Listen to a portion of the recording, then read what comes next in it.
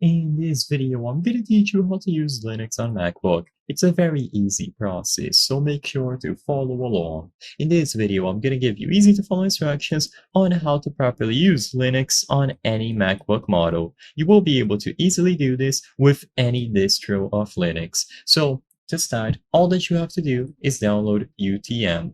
UTM is what allows you to run different operating systems on your Mac. This is, of course, not the only option. However, it is a very easy one to set up, and it's the one that I chose for this video. If you want to do something else, then you might have to explore other options. However, I believe this one is going to be the most convenient. So make sure that you download it from here.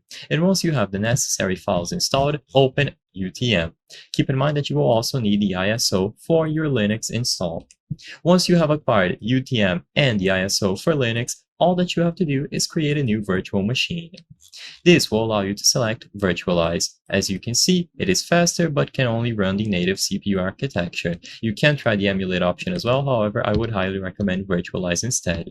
Now, from the list, you should be able to select Linux from the pre-configured operating systems. So select it from the list, or alternatively, you can go into the custom option and explore advanced details. When you choose Linux, you will have to customize the hardware plus the storage. So this is the option.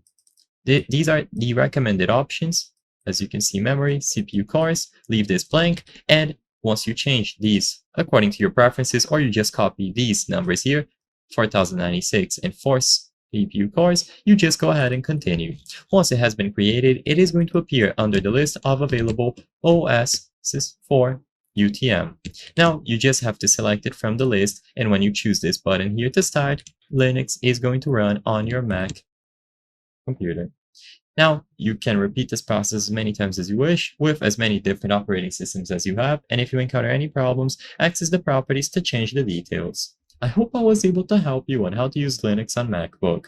If this video helped you, please be sure to leave a like and subscribe for more very easy tips. Thank you for watching.